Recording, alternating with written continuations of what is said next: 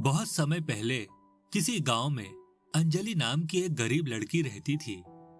एक दिन अंजलि कहीं जा रही थी, तभी अचानक रास्ते के किनारे उसे एक घायल बंदर दिखाई देता है। उस बंदर के सीने में एक बड़ा तीर लगा था। अंजलि फौरन बंदर के सीने से तीर बाहर निकालकर उसके जख्मों पर मिट्टी लगा देती है। उसके बाद अंजलि पास की नदी से पानी लाकर बंदर के मुंह में डालने लगती है। थोड़ी देर के बाद बंदर होश में आ जाता है। मेरी जान बचाने के लिए तुम्हारा बहुत बहुत शुक्रिया दयालु लड़की। लेकिन तुम इस तरह घायल कैसे हो गए? आखिर तुम पर तीर किसने चलाया? मैं एक जादुई बंदर हूँ। यहाँ का राजकुमार बहुत ही लालची है। वह मुझे किसी भी कीमत पर पकड़ना चाहता है। उसी ने मुझ पर तीर चलाया था। बंदर अंजलि से बात कर ही रहा था कि तभी वह राजकुमार आ जाता है। अच्छा, तो ये बंदर यहाँ आ गया। चल बंदर, सीधी तरह महल चल, वरना मैं तुझे रस्सियों से बांधकर घसीटता हुआ ले जाऊंगा। नहीं नहीं, इस बेचारे बंदर ने तुम्हारा क्या बिगाड़ा है? तुम इसे छोड़ दो। तू कौन है लड़की? तेरी हिम्मत कैसे हुई मेरे मामले में दखल देने की? चली जा यहाँ से, वरना मैं इसके साथ साथ तुझे भी तहखाने में डाल दूंगा। लेकिन तभी वह बंदर अपने कमर पर लगी सीटी जोर जोर से बजाने लगता है। सीटी की आवाज सुनकर वहां बहुत सारे बंदर आ जाते हैं। ये दुष्ट राजकुमार मुझे अपना गुलाम बनाकर मेरी शक्तियों का गलत इस्तेमाल करना चाहता है। चलो साथियों, इसे सबक सिखाते हैं। लेकिन तभी राजकुमार उन सभी बंदरों पर तीर चलाना शुरू कर देता है। यह देख अंजलि को बहुत गुस्सा आता है और वह एक बड़ा सा पत्थर उठाकर राजकुमार के सर पर दे मारती है, जिस वजह से राजकुमार जमीन पर जा गिरता है। उसके बाद सारे बंदर राजकुमार की पिटाई करने लगते हैं। नहीं नहीं, मुझे छोड़ दो, मुझसे गलती हो गई है। भगवान, कोई बचाओ मुझे।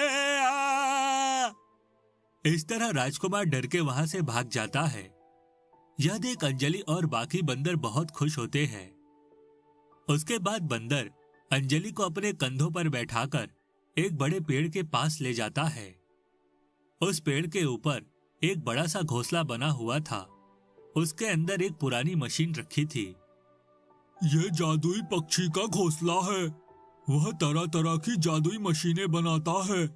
तुम इस मशीन को अपने साथ ले जाओ। यह केक देने वाली जादुई मशीन है। इसका बटन दबाते ही इसके अंदर से ढेर सारे केक बाहर निकलेंगे। मेरी तरफ से ये तुम्हारे लिए एक उपहार है।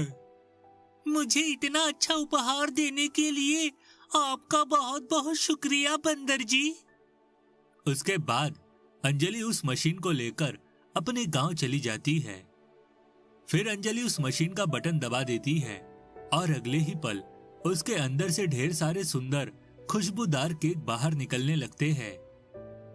यह देख अंजलि की खुशी का ठिकाना नहीं रहता। तभी वहां से गुजर रहे लोग उस जादुई मशीन को देख हैरान हो जाते हैं। सुनो लड़की, ये केक तो बहुत ही स्वादिष्ट लग रहे हैं। मैं तुमसे 2 केक खरीदना चाहता हूँ। उसके बाद वह आदमी पैसे देकर अंजलि से 2 केक खरीद लेता है। तभी वहां मौजूद दूसरे लोग भी अंजलि से केक खरीदने लगते हैं। थोड़ी ही देर में अंजलि बहुत सारे केक बेच देती है और उसे ढेर सारे पैसे मिल जाते हैं। फिर अगले दिन से यह रोज की बात हो जाती है। अंजलि रोज केक बेचकर पैसे कमाने लगती है। लेकिन फिर एक दिन उस बुरे राजकुमार की नजर अंजलि पर पड़ती है।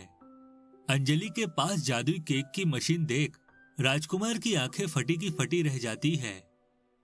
अरे ये तो वही लड़की है जिसने जंगल में मेरे सिर पर पत्थर से वार किया था। लेकिन इसके पास ये जादुई मशीन कहाँ से आई? उसके बाद राजकुमार अंजलि के पास पहुंचकर उसे धमकाने लगता है। सुन लड़की, अगर तुझे अपनी जान प्यारी है तो ये जादुई मशीन मेरे हवाले कर दे, वरना मैं तुझे जान से मारकर इसे हासिल कर लूंगा। नहीं नहीं, तुम एक लालची और बुरे राजकुमार हो।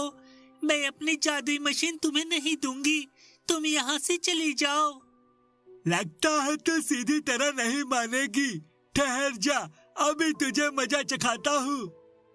उसके बाद राजकुमार अपनी तलवार निकालकर अंजलि को मारने के लिए आगे बढ़ता है, लेकिन तभी अचानक उस मशीन के अंदर से ढेर सारे केक बाहर निकलकर राजकुमार के सिर पर गिरने लगते हैं। यह देख राजकुमार घबरा जाता है। अरे नहीं, ये क्या हो रहा है? इतने सारे केक एक साथ मेरे ऊपर गिर रहे हैं। हे भगवान, कोई बचाओ मुझे। लगता है ये मशीन बहुत ही खतरनाक है। मुझे अपनी जान बचाकर यहाँ से भाग जाना चाहिए। लेकिन तभी उस मशीन के अंदर से एक बहुत बड़ा विशाल केक बाहर निकल आता है।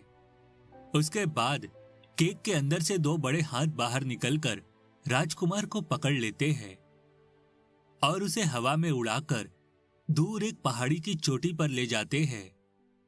राजकुमार अपने आप को छुड़ाने की बहुत कोशिश करता है, लेकिन तभी वह केक राजकुमार को गहरी खाई में फेंक देता है। अरे मर गया रे, कोई बचाओ मुझे। फिर खाई में गिरकर राजकुमार की मौत हो जाती है। इस तरह उस दुष्ट राजकुमार को उसके किए का फल मिल जाता है। उस दिन के बाद से अंजलि के जीवन में कभी कोई परेशानी नहीं आती और वह हंसी खुशी अपनी जिंदगी जीने लगती है। जादुई पायल का कमाल। सीता और गीता दो जुड़वा बहनें थीं। वे अपनी माँ के साथ गांव में रहती थी। उनकी माँ सविता सब्जी बेचकर अपने घर का गुजारा चलाती थी। सविता बहुत मेहनत करती थी, पर सीता और गीता उसके काम में कोई मदद नहीं करती थी। एक दिन सविता सब्जी लेकर घर से निकली, तभी रास्ते में एक गाड़ी से टकरा जाने के कारण उसे गहरी चोट आई। उसे घायल अवस्था में लोगों ने उठाकर पास के सरकारी अस्पताल में भर्ती करा दिया। सीता और गीता को जैसे ही खबर मिली, वह दौड़ी दौड़ी माँ के पास आ गई। माँ को इतनी बुरी तरह घायल देखकर दोनों बहनें रोने लगी। सीता का तो रो रो कर बुरा हाल हो गया। वह सोचने लगी कि माँ अकेले इतना काम करती रही तो हमने उनकी कोई मदद नहीं की। सुनो मेरी प्यारी बच्चियों, तुम रो मत। अब मुझे नहीं लगता मैं जिंदा रहूंगी। अब तुम लोगों को अपना और घर का ध्यान रखना होगा। मैं तुम लोगों को एक बात बताना चाहती हूँ। घर के पूजा घर में दो जादुई पायल रखी हैं। दोनों एक एक पायल ले लेना। वे जादुई पायल है। तुम्हें जब भी कोई अच्छा लड़का मिले, तुम उससे कहना कि वह तुम्हें ये पायल पहना दे। जो भी तुम्हें ये पायल पहना देगा, उसके बाद वह तुम्हारी हर बात मानेगा। यही इस पायल का जादू है। पर याद रखना, कभी भी इसकी शक्ति का गलत इस्तेमाल मत करना। ये कहते कहते सविता दुनिया छोड़ देती है। सीता और गीता बहुत रोती हैं और भारी मन से घर वापस आ जाती हैं। कुछ दिनों बाद सीता गीता से कहती है, गीता, अब हमें अपने वर की खोज में निकलना चाहिए। पर हम दोनों एक साथ नहीं जाएंगी। मैं तो कितनी सुंदर हूँ, मुझे तो कोई राजकुमार सा लड़का मिलेगा, पर तुम्हें तो कोई साधारण लड़का भी पसंद कर लेगा। कोई बड़ी बात नहीं है, इसीलिए हम दोनों अलग अलग दिशा में जाएंगी। ये कहते दोनों अलग अलग दिशा में निकल पड़ती हैं। कुछ ही दूर जाने पर सीता को बहुत प्यास लगती है और वह एक पेड़ के नीचे बैठ जाती है। तभी वहाँ राजू नाम का लड़का आता है और सीता से पूछता है कि क्या हुआ। अब बहुत तेज प्यास लगी है, क्या पानी मिलेगा? राजू सीता के लिए पानी लेकर आता है और उसे देता है। जब तक सीता की तबीयत ठीक नहीं हो जाती, राजू वहीं खड़ा रहता है। यह देखकर सीता सोचती है कि यह लड़का बहुत अच्छा है, दूसरों की मदद करने वाला है। क्यों ना मैं इसके सामने प्रस्ताव रखूं? यह सोचते हुए सीता राजू को विवाह के लिए कहती है। देखो, मुझे तुम पसंद हो, पर यदि मेरे बारे में तुम कुछ जानना चाहती हो तो जान सकती हो। इस तरह दोनों बातें कर लेते हैं। वह विवाह के लिए राजी हो जाता है। सीता राजू को वे पायल देते हुए कहती है कि यह पायल तुम मुझे पहना दो। राजू तुरंत ही वह पायल सीता को पहना देता है और दोनों विवाह कर लेते हैं। उधर गीता चलते चलते काफी दूर पहुंच जाती है, पर उसे कोई लड़का पसंद नहीं आता। थक हार कर वह एक जगह पर बैठ जाती है और सोचने लगती है कि मैं तो किसी अमीर लड़के से ही शादी करूंगी। तभी सामने उसे एक लड़का नजर आता है। उसे देखते ही वह पहचान लेती है कि वह गांव के ठेकेदार का बेटा सूरज है और बहुत ही पैसे वाला है। मैं इससे ही विवाह करूंगी। यह सोचते सोचते वे सूरज के सामने जानबूझकर चक्कर खाकर गिर जाती है। सूरज उसे उठाता है और पानी पिलाता है। गीता के रंग रूप को देखकर सूरज मोहित हो जाता है और गीता के एक बार कहने पर ही उसे पायल पहना देता है। गीता बहुत खुश होती है और वह सोचती है कि अब तो सूरज उसके वश में है। वह उसे अपने घर ले जाती है।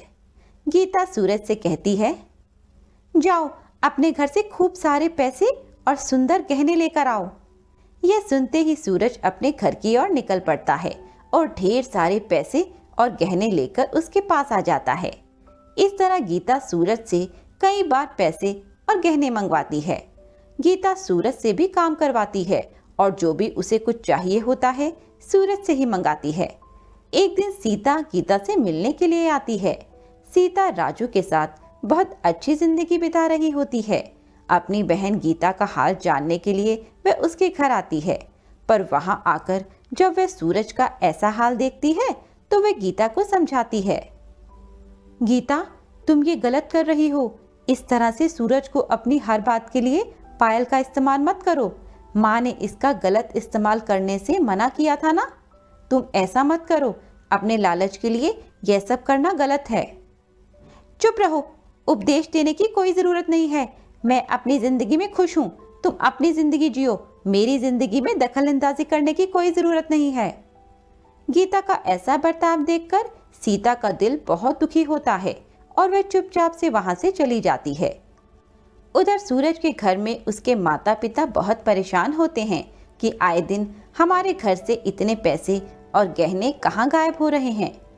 आखिरकार उन्हें पता लग ही जाता है कि उनका बेटा ही चोरी कर रहा है। सूरज के पिता सूरज का पीछा करते हुए गीता के घर तक पहुंच जाते हैं। वहां सूरज को पैसे और गहने गीता को देते हुए देखकर उनकी आंखें खुली की खुली रह जाती हैं। गीता को सबक सिखाने के लिए वह पुलिस को लेकर गीता के घर पहुंच जाते हैं और उसके घर की तलाशी करवाते हैं। वहां पर ढेर सा रुपया और गहने मिलते हैं। इन सबूतों के आधार पर गीता और सूरज दोनों को जेल हो जाती है। सूरज के पिता अपने बेटे को तो जेल से छुड़ा लेते हैं, पर गीता जेल में ही पड़ी रहती है। गीता रोते रोते सोचती है कि काश उसने अपनी माँ की बात या सीता की बात मान ली होती तो आज उसे यह दिन न देखना पड़ता। वे रोते रोते जेल में 2 दिन पड़ी रहती है। सीता को जैसे ही इस बात की खबर मिलती है वह राजू के साथ गीता से मिलने आती है और उसकी यह हालत देखकर बहुत दुखी होती है। मुझे माफ कर दो सीता, मैंने तुम्हारी बात नहीं मानी, इसीलिए आज मुझे ये सजा मिल रही है। मुझे बचा ले मेरी बहन। तुम परेशान मत हो, मैं तुम्हें जल्दी यहाँ से रिहा करा लूंगी। सीता और राजू अपना घर गिरवी रखकर जो पैसे मिलते हैं उससे गीता को जेल से निकलवा लेते हैं। यह सब देखकर गीता बहुत शर्मिंदा होती है और सीता से माफी मांगती है। गीता, अब चुप हो जाओ और बताओ कि तुमने इससे क्या सबक सीखा। इस पर गीता कहती है, सीता, मुझे समझ आ गया है कि हमें किसी भी शक्ति का दुरुपयोग नहीं करना चाहिए। मैंने इस जादुई पायल की शक्ति का गलत इस्तेमाल किया, इसी कारण मुझे यह सज़ा मिली है। मैं आइंदा कभी भी इसका गलत इस्तेमाल नहीं करूंगी। लालच में आकर कोई भी गलत कदम नहीं उठाऊंगी। ये कहते हुए सीता और गीता गले मिलती हैं और सभी खुशी खुशी घर वापस चले जाते हैं।